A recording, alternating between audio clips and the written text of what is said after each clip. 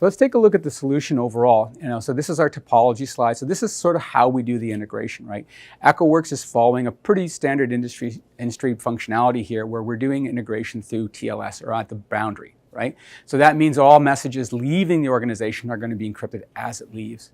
So today, a user creates a message, and at this desktop, he's going to tag that message for encryption.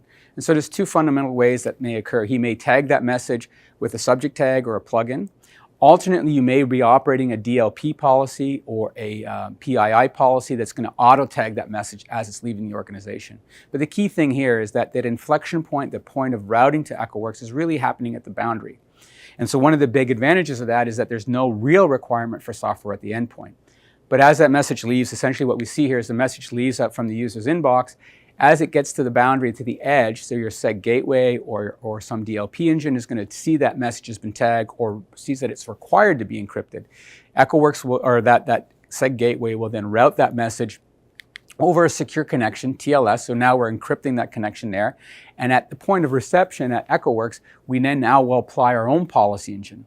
So our policy engine now is really about how that message should be encrypted, how it should be encrypted, how it should be branded, and how that message should be treated. Now that policy may be very straightforward in that everything being received will be TLS with a fallback to portal or simply portal. But it can be far more than that. The policy engine here can now encase business requirements that say, hey, for all messages going to this particular customer must be PGP. But if it's a message class of this level, then we want a TLS fallback to portal. So you are now in control of encompassing or encasing those business requirements within our platform, giving you a lot of flexibility. Once that message then is encrypted, it'll be transformed. If it's a portal message, we use SMIME encryption to protect that portal. That's all HSM backed, so all those messages are encrypted with the HSM functionality to prevent any kind of exfiltration of that data. Any outbound communications like attachment encryption or SMIME or PGP are going to be staged for outbound delivery. At this point, Echoworx can notify the sender of that message being encrypted, so he'll receive a notification. What's key about this is that the sender can be notified if that message has been encrypted and then how it's been encrypted. And Echoworx has the unique functionality that a particular message can actually be broken down into multiple delivery channels. So for instance, a single message may go out TLS, PGP, and portal without actually requiring us to do anything special. So we will find the best delivery mechanisms either based on the policy controls in terms of what's allowed or what the recipient is capable of receiving. So that notification gives that sender sort of that visibility of how something's been encrypted, but then it also gives them the ability to drill down on that message at the portal. If it's a portal delivery, that gives the sender the ability to look at a full audit history of that message, if it's changed, if it's been downloaded or accessed, but even more importantly, it actually gives users the ability to recall that message. So often users will select portal as a default delivery mechanisms because of that ability, the audit control and the recall. After that, those messages that are then outbound, if we take a look now at the next stage, we've staged into outbound. They're sent outbound through your customer's SMTP server and then delivered to the internal recipient. So TLS messages, PGP, full message encryption such as PDF or attachment are all directly delivered. Now that means then that as a customer, you then see all the outbound communications in your normal journaling and archiving, and you see all the outbound communications. So you have full visibility or transparency on terms of what's being delivered. We then provide also the ability to provide secure communication inbound. So that may mean if it's an attachment-based encryption or PGP, that inbound is going to be routed back through Echoworx, or if it's portal, it's going to still be facilitated through the portal.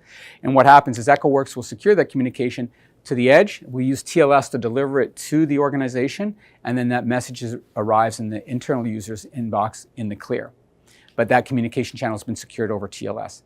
It's because the inbound and outbound communications fits within your normal mail hygiene flow, journaling and archiving are still maintained, but yet we encrypt the communications between our cloud. This makes this both a very powerful solution to deploy and a very easy solution to deploy. The branding on Echoworx platform is critical to the success of our customers. So when we look at the branding aspects, Echoworx can provide the ability to brand both the logos and the colors easily, even down to the vanity domain, so that the customers have trust in terms of what they're seeing. And this allows us to do things like unique footers or headers based on your business requirements, customized buttons in there in terms of what the customers see, but even changing the logo or the secure portal based on the locale of the customers. So often organizations may have a different logo or different name based on the language, and Echoworx will adapt dynamically to that. Echoworx can then also, using automated branding functionality, change the communication based on recipient's domain or based on attributes from the message. So for instance, if the message is coming, say, out of a Spanish-speaking organization, and that attribute is within the message, we can change that the initial notifications is in Spanish and English versus maybe just English. So that capability to dynamically brand based on attributes from the message to change either the business name or the logo allows us to be responsive and automated in terms of that delivery. And once the recipient has registered, things like locale are important. So if a recipient has changed their default language, say from English to Spanish or English to Dutch, then it's important that not only that all the communication is in that language, but it's also responsive to the actual formatting, such as number formatting and date and time formatting, so it's consistent with their locale. And to that point, Echoworx supports up to 27 languages. The platform allows you to define sort of default communication languages in terms of the first time notifications, but more importantly, you can provide all 27 languages as selectable, or you can provide a subset of that. So if from a support perspective, you want to support 5 base languages and you're not supporting other ones, then that's configurable by you. And what's key about this branding is that it extends across the platform. Once we've applied that branding, it'll be not only in the messaging or in the portal, but as well as the online help. So with the service comes a branded online help, so you can provide customers all the information they need out of the box. But it's also extensible. If you wanted to provide your own help, Echoworx even allows you to redirect the help pages to specific help pages maybe that you're hosting to have more customized content. In addition to that, the platform provides extensible branding also on the notifications. So inbound notifications can be fully customized to allow your senders to know who to contact and when to contact them, in terms of any problems or issues, but also brandability on the outbound communication. So we can include additional footers and headers around the service and information there, giving you sort of unlimited capabilities of branding. And whether you're deploying this within the US or in the UK or in Germany, Echoworx provides this capability of unlimited branding in any particular zone at any particular time. And then we wrap all this in as a branding as a service functionality. So Echoworx engages our customers with our engagement team, and we will help our customers configure and deploy the service and have real-time sort of communications around what the branding will look like so that you're 100% sure what you're going to get the first time out of the box.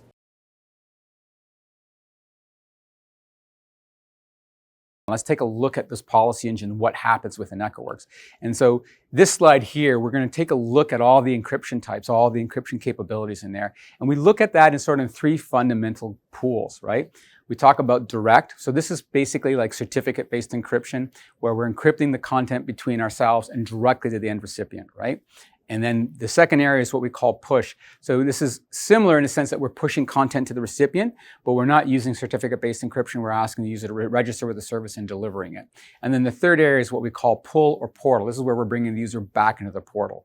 Under direct, we have 3 fundamental delivery types: TLS, PGP, and S-MIME. All 3 represent basically certificate-based encryptions. They're all industry standards that have been around for quite some time. Under TLS, basically we do what I call enforced opportunistic TLS. This is where we determine whether TLS is available, and then we enforce that delivery over TLS. If TLS is not available, then we can do a fallback. We can fall back to an alternate delivery channel, such as portal or push technology. This gives the customer a lot of options in terms of leveraging TLS. If they have a certain data classification that allows them to deliver over TLS, it's the best user experience, right? It delivers it directly to the inbox, but the channel itself is encrypted. And if it's unavailable, we can fall back to a more traditional encryption channel such as portal so that it's delivered. Under PGP and S-MIME, these are very specific B2B kind of requirements typically, where you have to do a certificate-based delivery. They can be very complicated because you have to use public certificates. You need to be able to look them up in a public directory. You need to be able to generate certificates for the sender or use a sender certificate to sign. Echoworx does this very elegantly and provides that ability to meet those unique business cases. So let's talk a little bit about push. Push technology is really this ability to push content directly to the end recipient. So this is where the requirement may be for you as either from a policy perspective or security posture that you want content to be permanently delivered to the recipient. And underneath there, we have sort of 2 fundamental views of what push technology is. In the one mode, we call full PDF.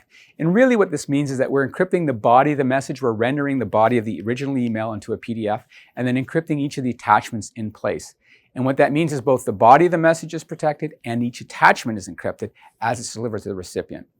In the second mode is really what we call attachment only. Sometimes people refer this as statement delivery. This is where we're more concerned not about the body of the message. In other words, we're sending here's your statement for the last quarter or last week or last month, whatever. But the attachment itself is the more important thing because it contains sensitive information. In attachment only, we essentially encrypt the attachments. Echoworx actually provides a direct file encryption for the following standards: a PDF, Office documents, and zip files, because each one of those particular file types support AES 256 encryption natively.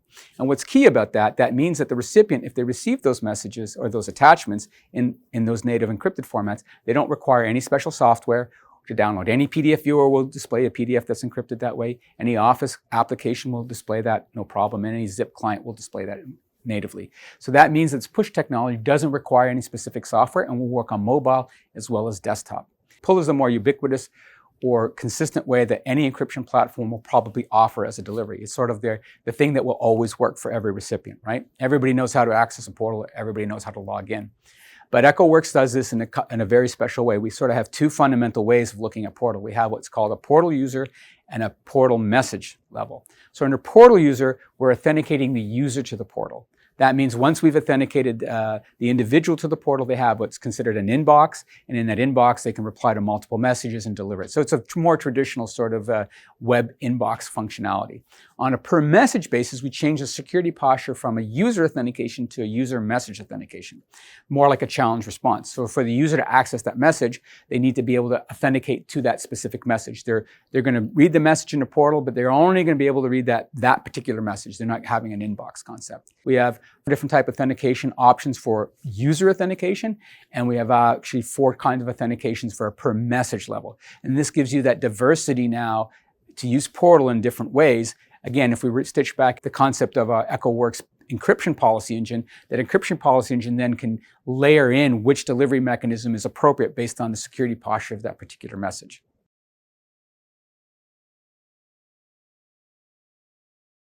So the key thing here is that the user sending experience actually doesn't have to change at all today. There's no requirement for actual desktop software or deployment. The SEG gateway can automatically detect a particular message that meets the requirement to encrypt and then just auto tag it based on policy control. The more common way, though, is that organizations will have users tag a message. And tagging a message can be as simple as adding a secure colon in the subject. And that means it would work on a mobile phone, OWA, or desktop. There's no requirement for any physical software. Alternately, they could even use things like the message classification, like the sensitivity levels, which also provide a tag to allow the gateway, the SEG gateways, to determine that message should be routed to Echoworx.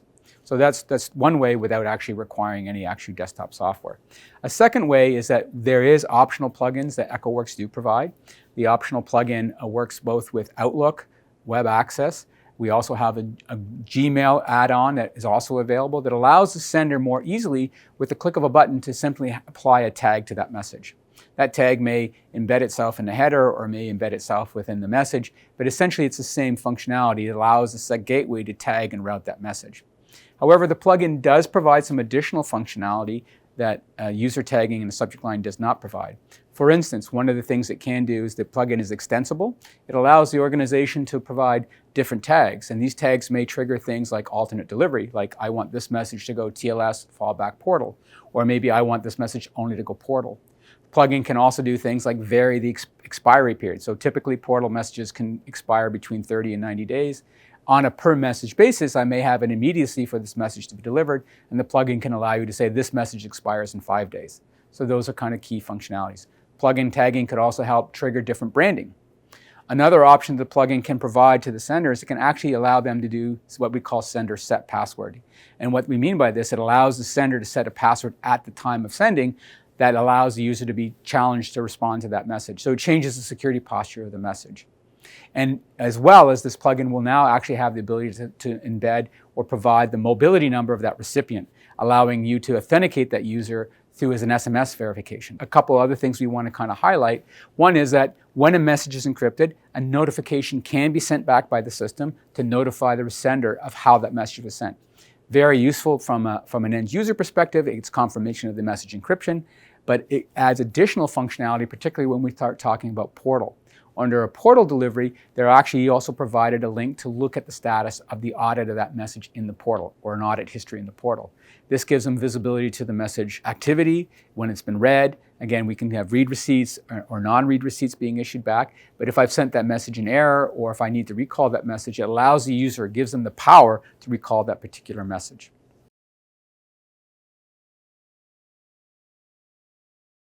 So we're going to drill into the portal user, sort of the default functionality. This is where we have user level authentication. So this is when the user is being authenticated directly in the portal, kind of more like a traditional Gmail kind of experience, right?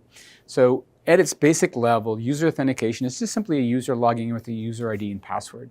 And of course, we have all the controls there based on the enterprise's requirements, such as, do we want what the password controls would be, whether they're going to be expiring after X days, password strength, recovery questions. So that very traditional, what you would expect for normal portal users.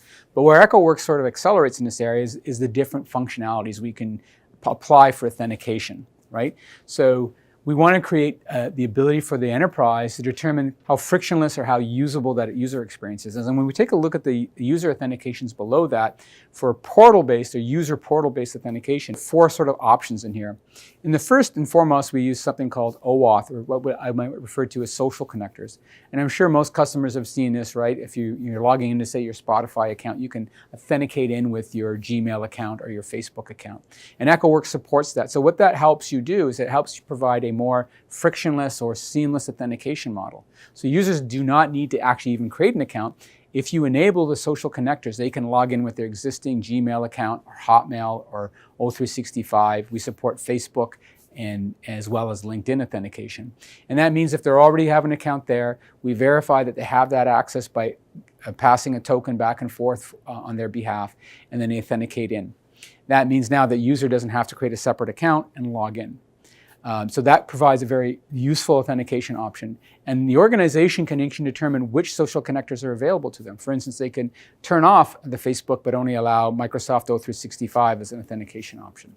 The second area in terms of easing user authentications is the biometrics. So using a standard called FIDO2, again, if this is enabled, it can allow the user to change the authentication. So again, I'm sure you've seen this before with certain applications where they're prompted to use biometrics. So it creates a single-use token that's embedded on the device. And this is ubiquitous now, so any web browser on any platform will auto-detect if that's available to you. And you could essentially authenticate with a token through your biometrics. And again, so if you're uncomfortable with social connectors, you can ease that user authentication through biometrics. We know, for instance, that 80% of all messages are initially really read from a mobile device. And think of how easy that would be then now. And when I come to that portal to pick up that message, rather than typing that password, I can simply use my fingerprint or my facial ID to authenticate in.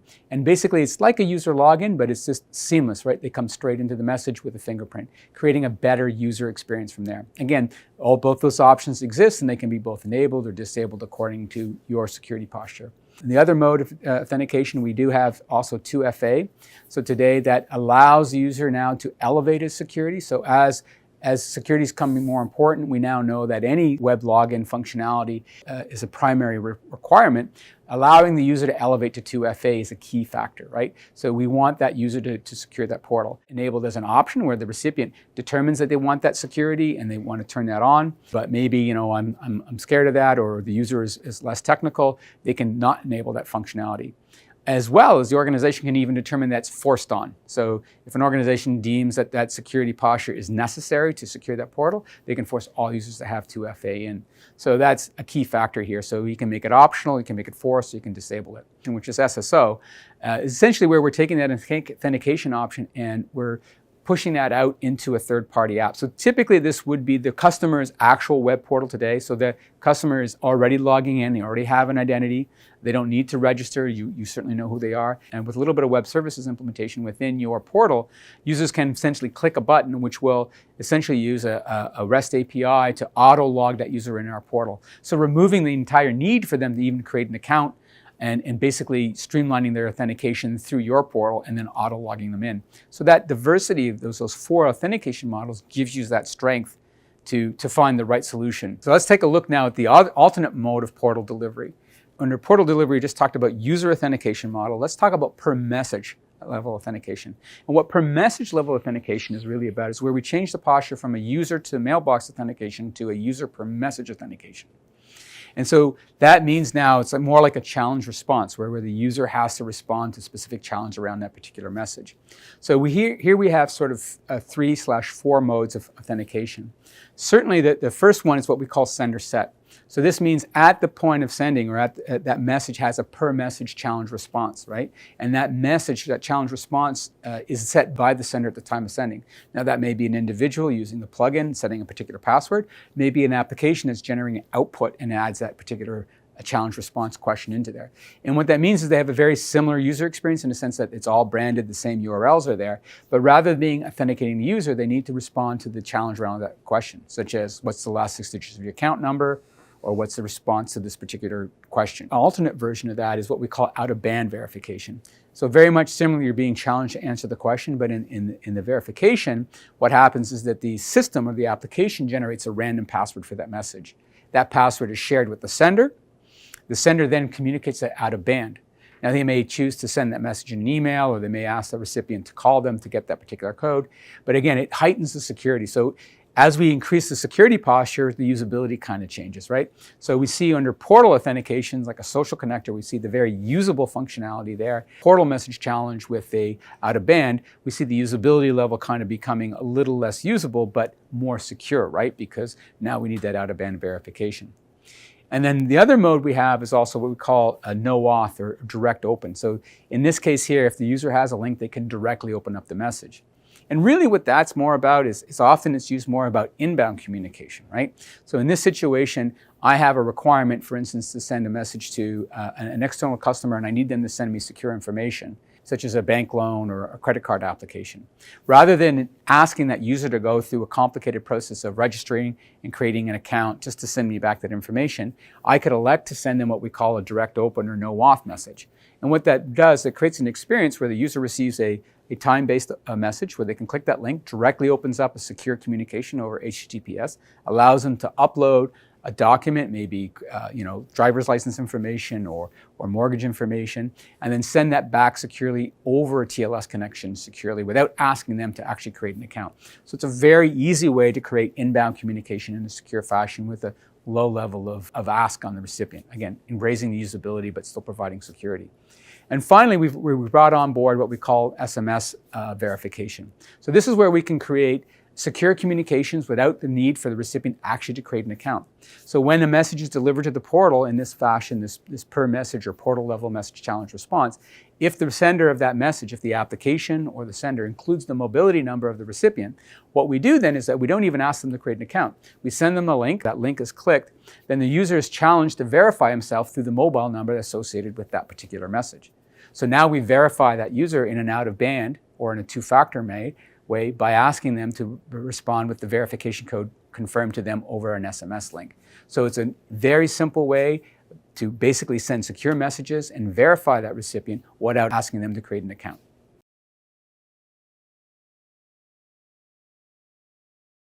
So let's talk a little bit about push encryption technology. So in here we have sort of two fundamentals. We have both full PDF, which basically means we're encrypting the entire message. The body of the email is rendered as a PDF, and then each attachment individually. And under attachment, essentially, we're just focusing in on the attachments only. In there, we really have two sort of authentication or delivery modes. One is what we call sender set. This is where at the time of sending, whether it's a user sending it or an application, they're providing a password for the encryption of that. And what that means basically is a delivery of a message directly to the user inbox without the need for them to register. But the sender has set that password. So really, when you send that message in the sender set mode, the sender will often provide a hint to allow the recipient to figure out what that password is. So in a typical example, that might be the last 6 digits of your account number or some shared secret, right? So it allows immediacy. In the other mode is what we call user managed. In this mode, the message is being sent, whether it's a full message or attachment, but the recipient, if they have not already created a password, logs into the system and manages their own password, right? And they set that password. So there's no requirement on the sender to actually set and communicate a password. The recipient is actually managing that password. And so those two modes are used sort of in the following way. Under sender set, there may be immediacy to deliver something. So we have a particular large insurance company where an agent is talking to a broker. They need to get the information directly to their inbox, and they're on the phone. So they send that communication immediately, and there's an agreed upon password at the time of sending. So we get that immediate delivery. It's securely delivered to the inbox, and there's no requirement for registration. Versus maybe user managed, where we have bulk delivery to new customers or to customers that are new to the system. And we obviously aren't going to be setting a password per user, but we have them to self-manage that, set that password and recover that password. So both those use cases are supported in the platform.